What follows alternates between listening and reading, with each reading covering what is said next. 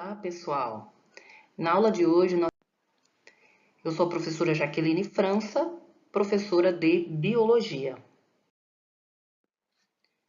Nos sistemas aquáticos, nós temos que considerar algumas características que vão influenciar diretamente, são fatores determinantes na formação desse bioma aquático, tá? Como, por exemplo, a profundidade, a temperatura, a taxa de fluxo e concentração de nutrientes, luminosidade, salinidade, entre outros fatores, ok? Com relação às subdivisões da biosfera, nós temos essas subdivisões aqui: marinho ou talassociclo, de água doce ou liminociclo, terrestres ou epinociclo. Dos terrestres, nós chegamos a ver em aulas aí anteriores os biomas do Brasil, tá? Hoje nós vamos falar um pouco sobre o talassociclo e o liminociclo. Os biomas aquáticos propriamente ditos, água doce, água salgada, liminociclo, né? E o talassociclo. A subdivisão de água doce são chamados de lênticos, lóticos e áreas úmidas, brejos e pântanos. Há uma pequena diferença aqui entre eles. Os pântanos nós temos uma vegetação mais expressiva, enquanto que os brejos se resumem basicamente a água e barro, tá? Já o talassociclo nós temos oceano aberto, conhecido como pelágico também, outro nome, plataforma continental são as águas costeiras e os estuários, zona de transição. Então, começando aqui com o liminociclo, o ambiente de águas doces. Nós temos os sistemas lóticos ou correntes e os sistemas lênticos ou dormentes, são as águas paradas. E aqui são as águas com fluxo, tá? Com deslocamento aqui, ok? Então, aqui estão os rios, os igarapés, os córregos, ok? Eles naturalmente vão ter uma nascente, né? Já que eles são águas correntes. Um curso médio do rio, por exemplo, onde você vai ter uma biodiversidade bem aumentada, até porque há uma redução da velocidade, e um curso baixo desse rio, que é a foz, que é onde o rio vai se encontrar com as águas do mar. Então, você vai ter uma mudança até bem expressiva desse ambiente. Você sai de um e chega no outro, e é necessário que os seres que aqui vivem, né, sofram adaptações para poder resistir a uma salinidade que aumentou bastante, tá? Águas salobras, etc. As águas paradas, né, os sistemas lênticos, são representados aqui pelas lagoas, lagos, tá? Um açude, uma poça de água, tudo isso. Desde que não tenha fluxo, eles são considerados lênticos. Então, você vai ter um ecossistema típico de uma água parada, um ecossistema típico de uma água com movimento, de uma que tenha correnteza. Ok, pessoal? Então, falou em liminociclo, nós temos que lembrar desses dois sistemas, lóticos e lênticos. Agora, falando do talassociclo, nós temos aqui o ambiente de água salgada, com muita diferença dependendo da profundidade, dependendo da salinidade, dependendo da densidade, tudo isso você encontra no talassociclo. Estamos falando aqui de uma biosfera que é muito grande, muito imensa, muito expressiva. Há uma fauna muito grande, né? Uma quantidade de organismos muito grande também. Então, tudo é muito gigantesco no talassociclo. Se eu utilizar a luminosidade como um critério de classificação, eu posso chamar essa coluna d'água, né, de zona eufótica quando recebe uma quantidade muito grande de luz. Disfótica quando eu tenho uma luz um pouco mais difusa, menor, mas que eu ainda tenho alguma luz. E afótica quando eu não tenho luz nenhuma, tá? Então, afótica, sem luz. Ela é conhecida também como zona escura. Então, de acordo com essa classificação, nessa capacidade aqui que a luminosidade vai ter de penetrar aqui nessa coluna de água, eu consigo ter essas classificações, ok? Nós vamos falar sobre cada uma delas agora. Então, a zona eufótica, muita luminosidade, ela está bem mais acima, né? Então, a luz consegue penetrar. A luz penetrando, você vai ter um fitoplâncton muito abundante. Então, são organismos fito capazes de realizar fotossíntese. Então, nesse ambiente, você vai ter uma alta taxa de fotossíntese, ok? Esses organismos aqui têm essa capacidade, essa propriedade. Então, eles são os nossos produtores do ambiente aquático. Assim como lá no ambiente terrestre nós temos os nossos produtores, lá as plantas, os vegetais, aqui nós temos o fitoplâncton. Então, é um predomínio dos herbívoros que vão se alimentar desses produtores. Tudo isso está acontecendo na zona eufótica. Quando eu vou para a zona afótica, né, sem luz, então a primeira característica só pode ser essa, ausência de luz, total de luz, zona escura. Até pode ter produtores quimiosintetizantes, mas são organismos que produzem seu próprio alimento a partir de substâncias químicas, não a partir da luz. Então, nesse ambiente, você vai ter o predomínio de carnívoros, não de herbívoros como no outro ambiente. Tá? Esses carnívoros eles vão se alimentar de outros seres e de alimentos que descem lá da zona eufótica, tá?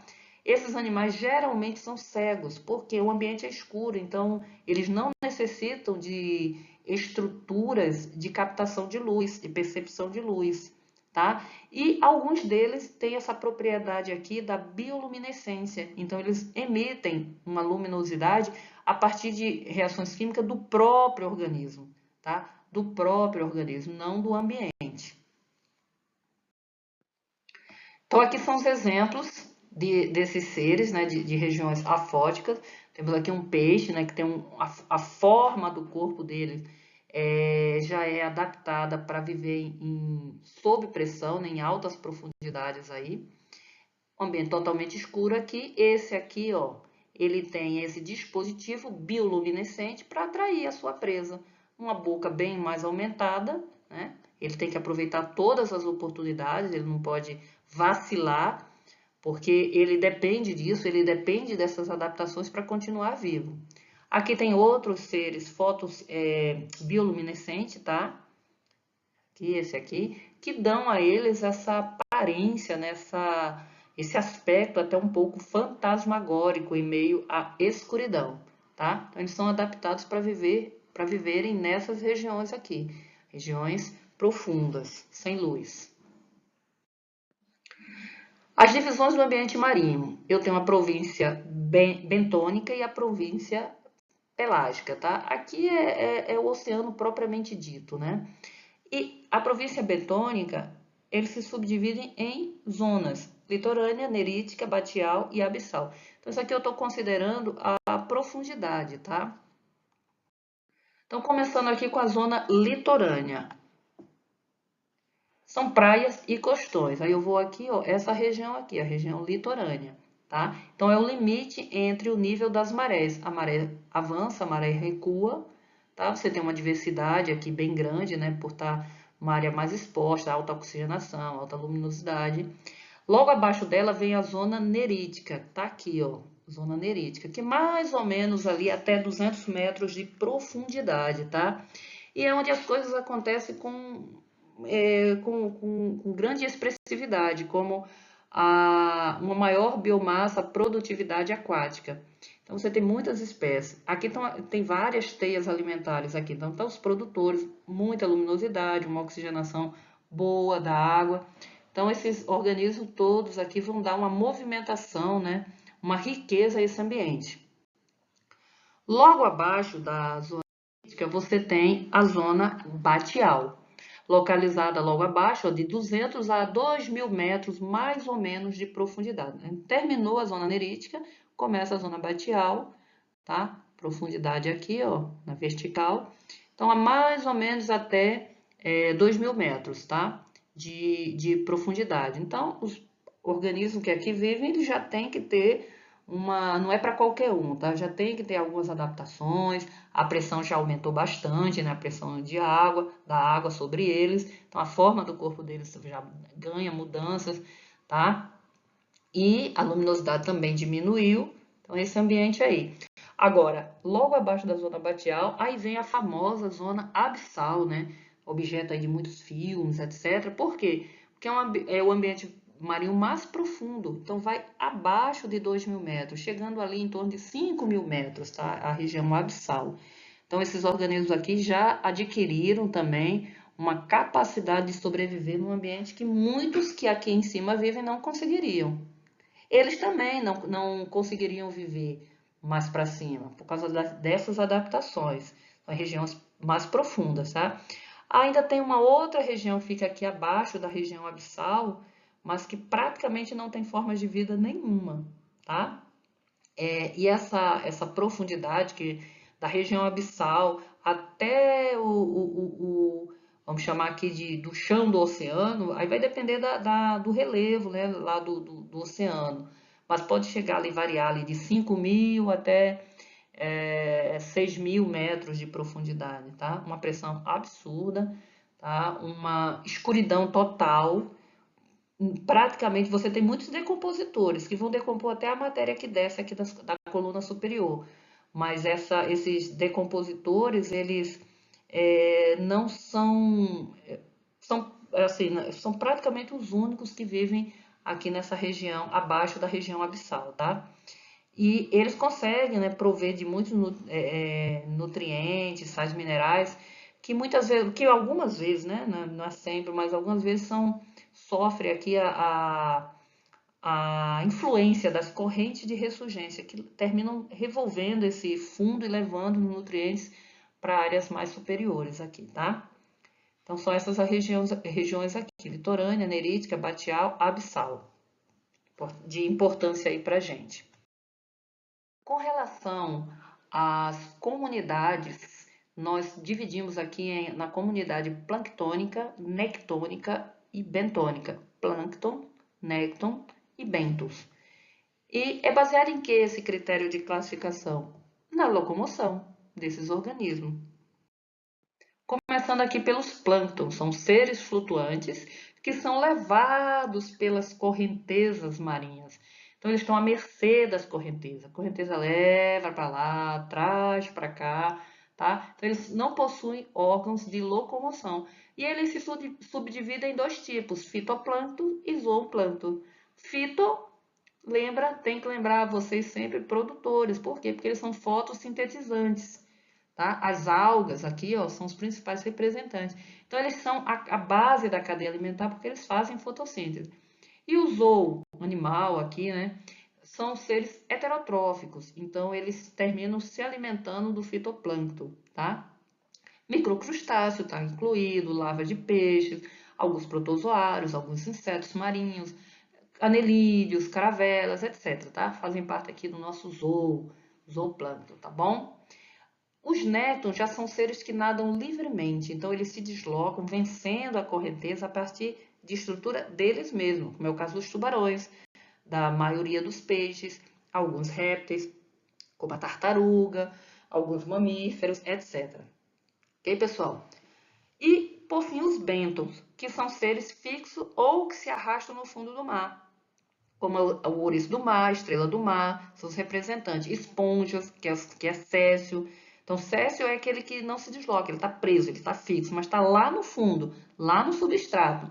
Agora, alguns têm a capacidade de... Você encontra até pequenos peixes aqui, aqueles que ficam enfiado, camuflado ali na areia, né, do fundo do oceano, eles se deslocam ali, camuflado, para não serem reconhecidos, etc. Ok? Aqui uma imagem geral deles, né? Planctônicos, né? São esses aqui. Os nectônicos são esses que se deslocam, vencendo a força da correnteza. Eles nadam ativamente. E os bentônicos estão lá no fundo, né? Nas rochas, do substrato, do fundo lá do marinho. Bem junto a esse substrato aí, ok? E aqui, para encerrar a aula, nós teremos, aqui eu trouxe aqui um exemplo de uma cadeia alimentar marinha, né? Que não é muito diferente lá das outras cadeias alimentares. Temos um produtor, que é nível 1, né? Primeiro nível trófico, produtores. Esse aqui que está se alimentando, né? Segundo nível. Esse que se alimenta desse, terceiro nível, e assim por diante, tá? Todos eles sofrem ação de decompositores, tá? Quando morrem, todos eles vão ser decompostos e aí devolver aos sais minerais, a matéria orgânica aí que vai ser de grande importância aí no ambiente. Ok, pessoal? Bons estudos para vocês, fiquem com Deus e até a próxima.